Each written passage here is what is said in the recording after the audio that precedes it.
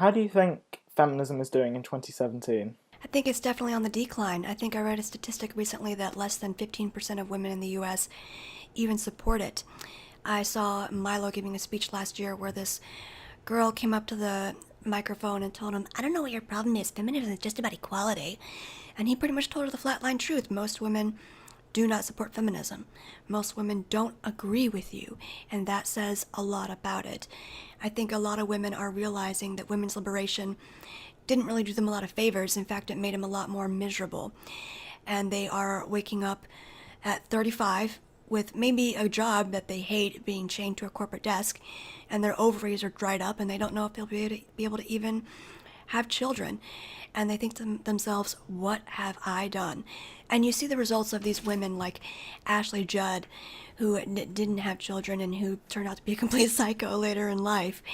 And I think younger generations, such as Generation Z, is seeing this. They're seeing what becomes of women who enter the workforce and don't get married and don't have a family, and how they wake up one day in their 40s, they get laid off, they found out this career they've been working for doesn't really give a crap about them, they haven't created an infrastructure around them to take care of them, such as like having a husband or children to look after them in their own old age, because they've been told that anybody looking after them is an insult to their character or how strong they might be.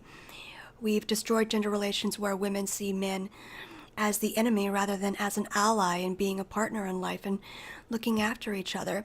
I once had a friend who was working so hard to try to make her career work, and finally I just turned to her and said, do you think that you'd be happier if you had a man helping to look after you? That way you'd have a dual income.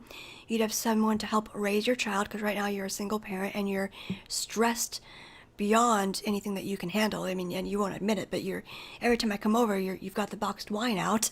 So I know that you're stressed. Do you think you'd be better suited getting to work fewer hours, having a man in your life to support you and help you at home, to look after your child and have someone else there for you, and you'd have that partnership in life? And I could see that she was kind of considering it, but was also insulted by the idea of someone helping to look after her, because women have been poisoned with this idea of, I don't need no man, I can do it myself. So I think younger generations in particular are rejecting that and seeing women right now who took that line, who took that road of, I'll have a career, then have children, then they wake up and they're too old to have children. And I think younger generations are waking up to this because they get to see firsthand what happens to millennials or the previous Generation X when they take that road, and I think they're taking that to heart. Yeah, it's definitely affecting Generation Generation X, you said, isn't it? Yeah, it's definitely Z or Z, people say it differently, I don't it's know. yeah, Z is the ones born after 2000, I think. Right. Millennials are the ones who grew up in the 2000s, so us. Uh, yes, it's definitely hit the previous generations quite hard, and I don't know if millennials will be able to avoid it, but hopefully, will as many of them can get red pilled. You know, I'd say That's what I'm trying to do, trying to wake my other ladies up. yeah. I remember seeing your video, ladies get your shit together. I thought that was quite a good video. Thank you. Yeah, I made that one. Then I made one. I forget the exact name, but it was something to do with the the problems with women's liberation. It was something to that effect. How women's liberation destroyed so and so. It was about women's lib, and basically how it didn't do us any favors, and women are getting less and less happy. They're pursuing careers where they're chained to a corporate desk, and like I said, they realized too late in life that corporate America doesn't give a crap about them. You're better off nurturing the relationships around you and building long-lasting relationships with loved ones and a spouse than you are pursuing better finances by going to work. And studies have actually proven that women who stay at home with the children, cook, clean, and support their man actually help their man to do better, therefore help the family to do better, and therefore help their own financial situation just by being a good support system. Yeah, but actually, you hear feminists talk about the oh so horrible 50s, but studies actually show that women in the 50s were happier than they are now. They were because they so happy and they were so feminine and lovely with that hair and those heels and those nice dresses. And people look at it as though it was like a time of Islamification of the U.S. or something where women were totally oppressed. But my goodness, I look at that age and I see something to aspire to. yeah, I'd say it's probably a good thing. Um, in in society now, women's liberation. I've heard some pretty extreme, anti-feminists who say we shouldn't even have the right to vote. Like, I don't necessarily agree with that, because women are still citizens. Let's face it. Um, but I think it's not. I'm going to sound like a libertarian saying this, but women.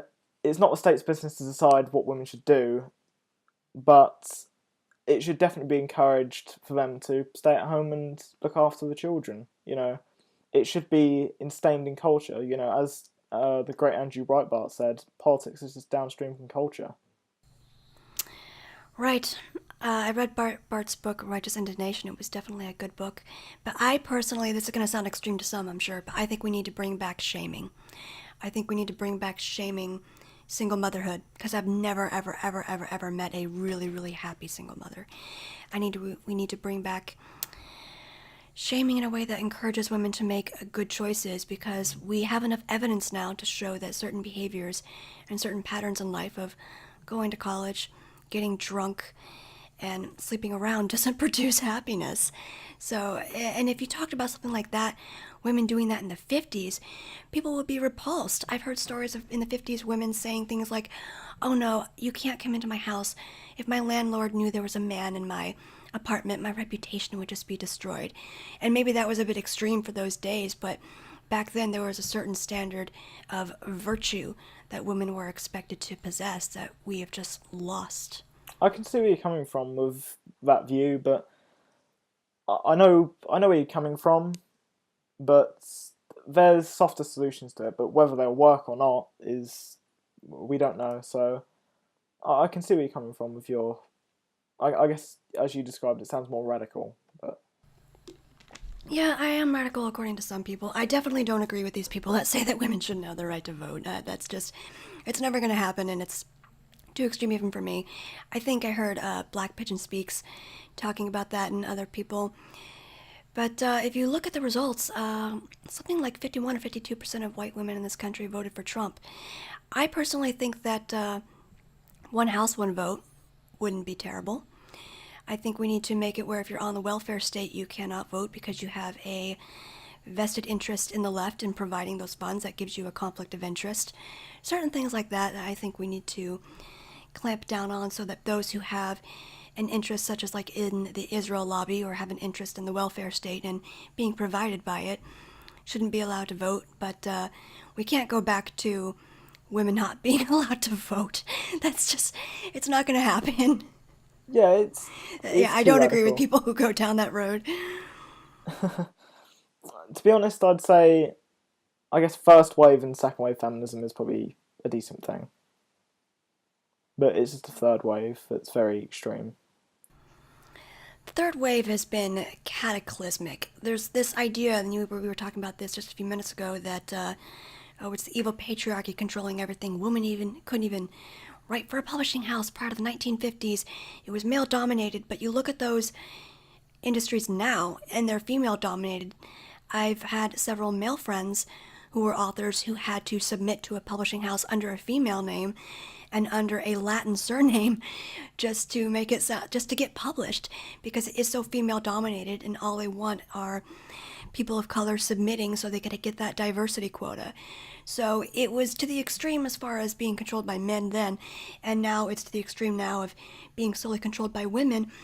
And there are certain areas that I don't think it's ridiculous to say there should be more women in this. Like as far as I heard the TRS guys talking about this earlier today, they were saying something like female commentators in football, and I'm like, I think most men who, since it's mostly men who consume football, would be perfectly happy with it remaining male. We don't need to get the token female in there. Yeah, We get to a level of ridiculousness of we need to have female commentators for men's hockey, and I'm like, I don't know. It's a bit strange. You get to a point of wanting to equivalize the genders in so many areas that there are certain things where I want a male perspective, and I think men who predominantly consume that kind of thing want to hear from other men. Yeah, we've had that over here. To be honest, there's a sports channel that do it, and it's almost like a sports news channel. I don't know if you have it over in the US. ESPN, we have ESPN here. Do they just show sports, or do they? Yeah, it's pretty much sports. Yeah. Or we have one over here. I'm not going to name it, but it's pretty much like 24-hour news, but just for sport. And they have a female anchor on there. And as soon as I saw her come on, I thought, I wonder why she's there, because Does she know things though? Does she know the stats of various sports? she just reads it out. She doesn't. She's not so much a commentator. She's just a reader. See, I want somebody who, if I'm going to watch European football, I want someone who knows the sport and doesn't need to be told, who can just list off stats and give me facts about the players. It's definitely a virtue signal to put a woman in that environment if she's having to be told the stats about the particular players who play soccer or football. It's just ridiculous. I want someone who's an expert in that. And if they have a woman who is a part of a female league, who is a pro at it, sure, but if they're throwing a woman in just to have a woman in there, and she has to be fed these sports facts, it gets a little ridiculous. Yeah, I know what you mean. It's ridiculous. I think these companies should just let nature take its course. You know, in tech, for example, women don't want to be in tech. You know, you go into a computer science classroom, it's mostly men, and you see all these petitions Right. for more women in tech. No, it's because they don't want to be in tech. You know, Well, they don't want to be in those industries, and I've noticed this to be the case. I had a female friend who was studying to be in the oil industry. She was the only female in that class, and kudos to her if that's what she wants to study. Go for it, girl. But at the same time, she met a man in that class, and she got married, and ended up, after a few years, just staying at home to look after the kids. So a lot of times it happens that women in those fields, like engineering and such, they are in classes that are very male heavy, and a lot of times they meet a guy. yeah. So, and then they don't end up going into the field that they studied for. So it seems like a dishonest push. More women in science, more women in this. And yeah, they're dominated by men, but most women go for the humanities. I have known women that do go into tech who are brilliant, and I don't think they should be prevented from doing so. But it gets to a point where if we're looking for a diversity quota in particular fields just to have them in there, it gets a little bit ridiculous. Yeah, it's If women want to pursue them, they should be allowed to pursue them, but don't have unrealistic expectations because most women go into the humanities. yeah. You shouldn't just do it for a diversity quota.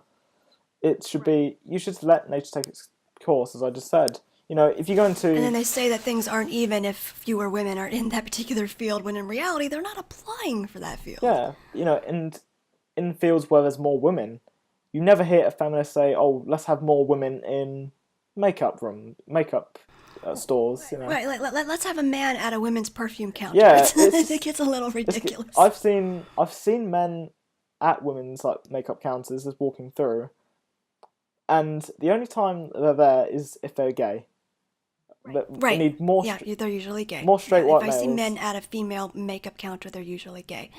It's like, let's have women go into being lumberjacks. It's like women realistically don't want to do that. There are the occasional outliers. Like there was a few women who passed being the U.S. Rangers recently, and if they can keep up with the men, more power to them. But don't claim oppression because most women don't want to be rangers. Yeah, that's as you just said. If they can keep up with the men, fair enough. You know, Exactly. They need to be able to keep up on the same yeah, level. because Yeah. otherwise they're going to hold that team down and potentially get everyone killed. Exactly. Men in the army need to be focused. Yeah, and with a woman there holding them back, it's not going to be It very just good. gets complicated, and most studies have shown that women in the military perform at a lower level. And I remember there was a standard set where men had to do a certain amount of pull-ups and women could do a dead hang. And I'm going, women should be doing the pull-ups as well, because you don't know a situation where you might need that upper body strength. Yeah, for example, I think over You here, have to perform at the same level as men. and don't no one quote me on this, but I think we've obviously we let women in the military in the UK, but in our special forces, the SAS, I don't think we let women in because it is so tough. I think your version's the Navy SEALs, isn't it? I think the US version of like their special forces is the Navy SEALs. Oh, yes, the Navy SEALs. I don't know if there's a woman in there. I don't think there is. I think they had a woman qualify for a different kind of combat recently that was really up there. But if for a woman to be in the Navy SEALs and to survive, like, Hell Week, she'd have to have a lot of testosterone in her system. I've watched some of the documentaries of men going through Hell Week, and hell no. I don't want to do that. If a woman wants to do that, it would definitely be intense. Most of the women who I see qualifying for like the Rangers, or they're built like brick shithouses.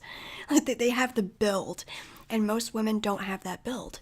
Yeah, I guess over here, our training is pretty intense. In fact, my colleague said, Matthew Hall said, we pretty much got Master Chiefs in the SAS because I think the training is they have to escape. One of the parts of their training is they have to escape from a team, and if they're not caught, they kidnap them. They kidnap these people. Ooh. Yeah, and then they torture them. Like that's part of their training, being tortured. And I think prior they give them information Yeah.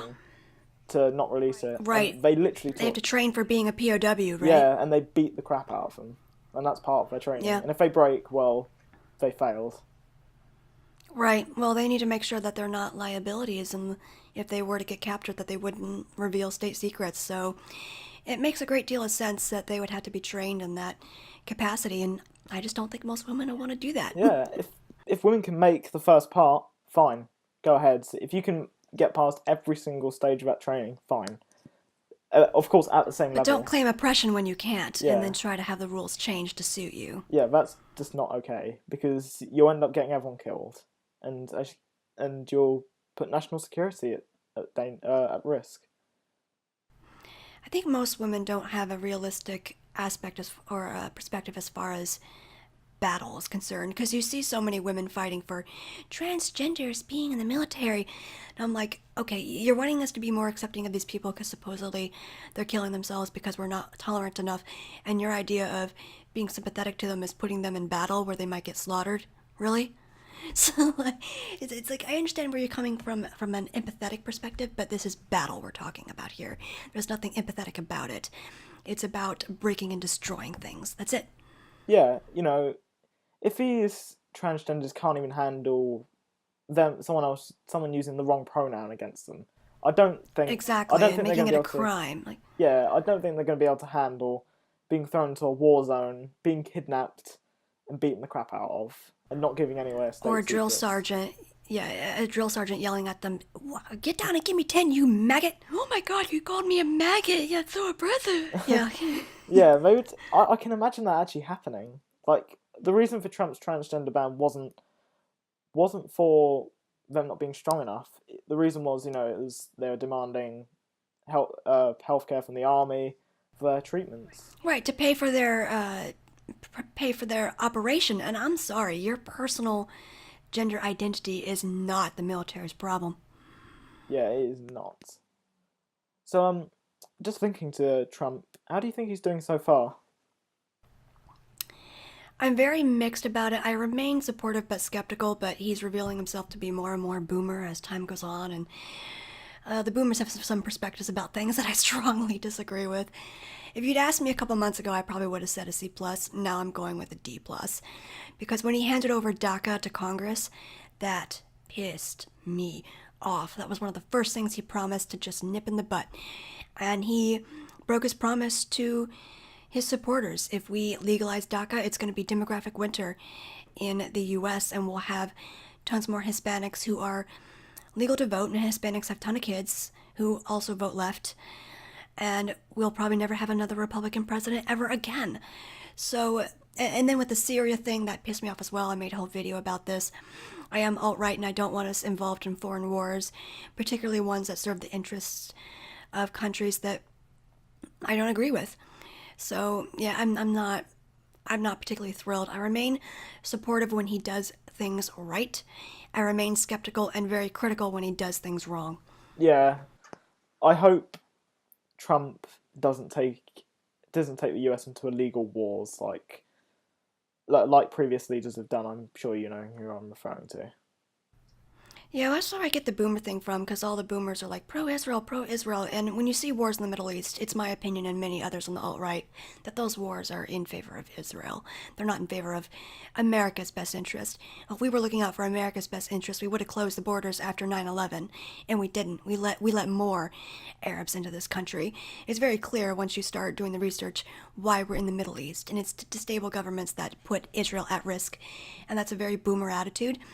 And he's very much going for that line lately of the pro-Israel boomer. And I'm not for supporting governments that aren't the U.S. government and aren't the U.S. people.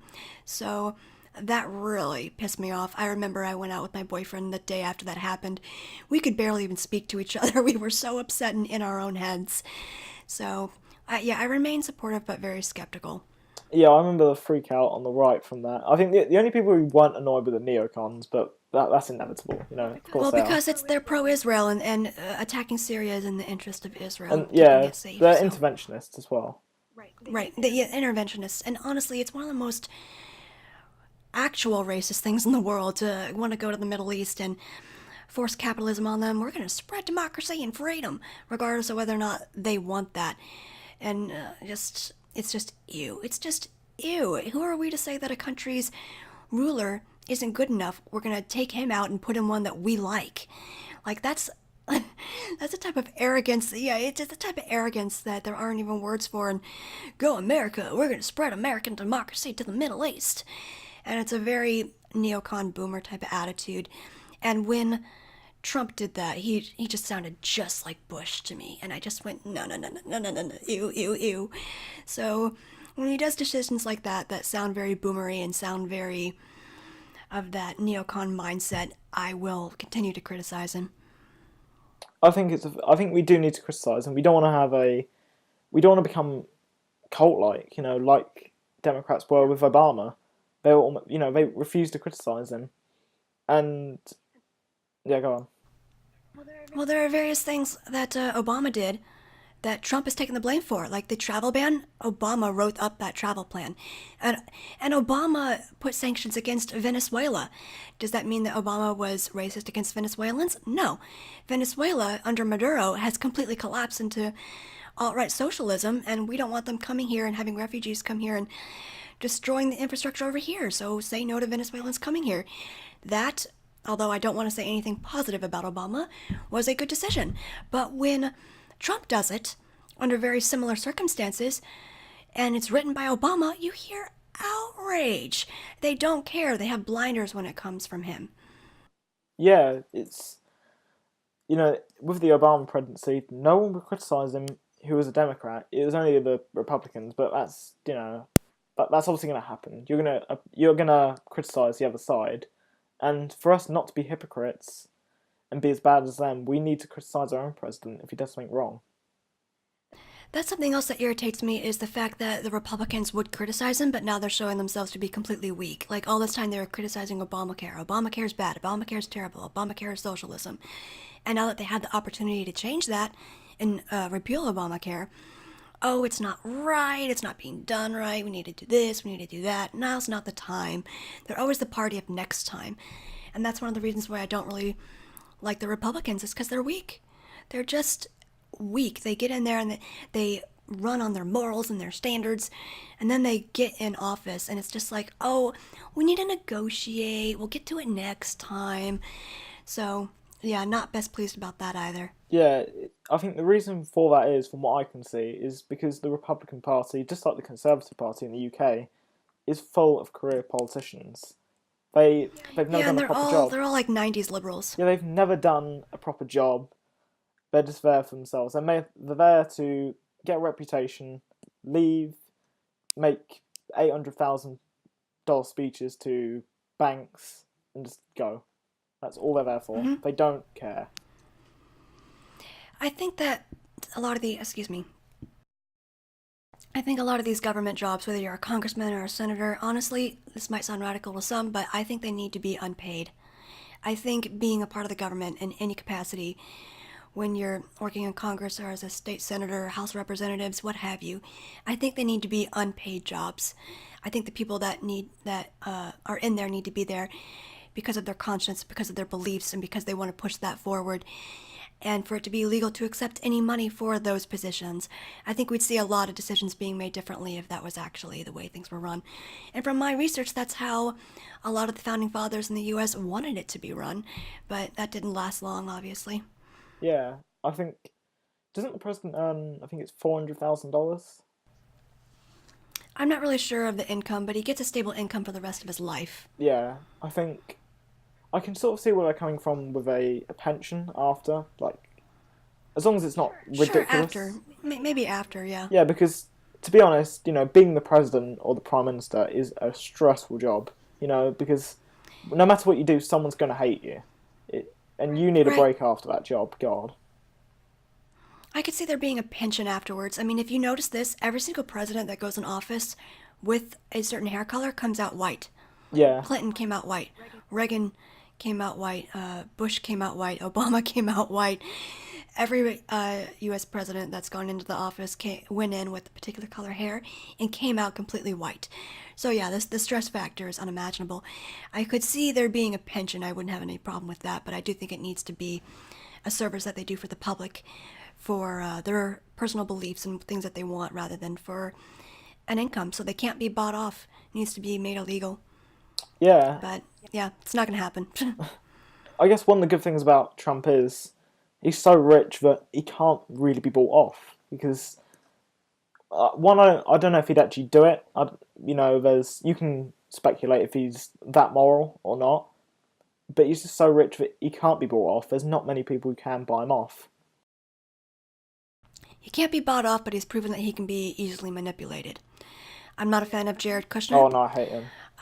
I hate him a lot, and I think he's being heavily influenced by him and his daughter Ivanka, who have Israel's best interest at heart and not ours. So I think he can be easily, maybe not easily manipulated, but he has the boomer mentality of pro-Israel, they're our ally, regardless of whether or not it might be good for us. So yeah, I think he can be influenced, but yeah, not being able to be bought off is a plus. Yeah, just touching on the Israel thing. What is actually your opinion on Israel and Palestine? It really depends on a lot on my mood and a lot on what they're doing. I mean, I don't have a problem with Jews having an ethno state because I would love to have an ethno state for my people. I understand wanting to pursue that. I don't think it was established in a very honorable manner. And I don't really like how Israel is always claiming new borders every time they resettle a new area. To be honest, I don't know enough about the situation over there to probably even be commenting on it. So I support them in the sense that I think that if they want an ethno state, they should be able to have one. I don't support them in the sense that that region has become completely unstable ever since they took control of that region and becomes increasingly unstable with the help of U.S. military power. So I support them in some sense because I want all ethnicities to be able to have their own homeland, and I am of the opinion that the majority of Jews think that they are a race. I mean, a lot will say, oh no, it's just a religion, but they'll stick up for their own. And a lot of them, if you check sources, consider themselves to be a race. And if a particular race or ethnic group wants their own homeland, okay. But honestly, there were a billion other places they could have built that homeland and been perfectly fine. That particular region was problematic, continues to be problematic, and they continue needing help in order to maintain it. So I have a problem with that. But yeah, I support them as far as wanting to have their own ethno state. I get it. I don't support the way they go about a lot of their policies. I don't like both of them, to be honest. Israel and Palestine. I think if I was in the Yeah, they're both just meh, just meh. Yeah. no, they're horrible to each other, pretty much. To be Well, honest, I'm trying to be diplomatic, but yeah. yeah, I'm gonna start using analogies that aren't really legally appropriate, but pretty much the Yeah, Israelis. I think the way they treat each other is disgusting. Yeah, the Israelis they suck the Americans' dick. I'm sorry. That's the only reason They they've been do. destroyed. They do. They Um, do. I mean, it's a mixed bag. I support their having an ethno state, but I think they went about it the totally wrong way for lots of reasons that I won't get into, just because, like I said, I try to be diplomatic and I try to keep my content a little family friendly. But I don't like how the Jews go about doing a lot of what they do. If they would go to their own ethno-state and stay there, I'd be perfectly fine. But they built it in a region where there was a lot of conflict and where they got to fight to maintain it. And I think that was a ridiculous decision. A lot of those regions have become completely unstable because of their interests. And I don't like the Middle Eastern countries any better, to be honest, because they're Islamic, and Islam is, in my opinion, a death cult. But it's just a mess. It's just a mess. I don't think we should even be getting involved in Israel and Palestine. We shouldn't. We shouldn't be. We're not the world police. But they need us. They wouldn't be able to survive without U.S. military power. We go around the world acting like we're the police of the world, policing the world. Exactly. Anyone who does anything wrong, we have to be there. It's not our business. That's not our thing to decide. Let them get on with it. Let them get on with it. I absolutely agree. And there's a big argument to be said as far as the Jewish influence in the media for pushing this narrative of going in there, bringing in democracy, and destabilizing their governments. Because who is made safer by us doing that? Israel. Okay. Israel. So, yeah, it's just a mixed bag of a total mess, to be honest. So I support what they were initially going for. I don't support at all what they tend to do, but honestly, I do need to read up more on it. I've got Kevin MacDonald's Culture of Critique in my room back here. I've been meaning to read it for a while. I'm told it's a very good work as far as how to better understand the Jewish mindset. So I support them in the case of I want them to be able to have their own ethno-state just like everybody else, but at the same time, they involve themselves in other people's business and put themselves in a situation where they need constant insistence in order to maintain that homeland. And that I cannot respect. Yeah. So, have you got anything to end off on? Any end messages? If you want more messages and you want to hear more of my content, you can find me on YouTube, Bre Faucheux. And also, I just launched a website, brefaucheux.com. If I ever get the boot for being a wrong thinker on YouTube or Twitter or anywhere else, you can find me at brefaucheux.com. Also, my podcast, 27crowsradio.com. Okay, links to Bre's content will be down in the description. Make sure to subscribe and like and check out Bre's channel. If you like this video, please click to watch our previous videos below and make sure to like and subscribe.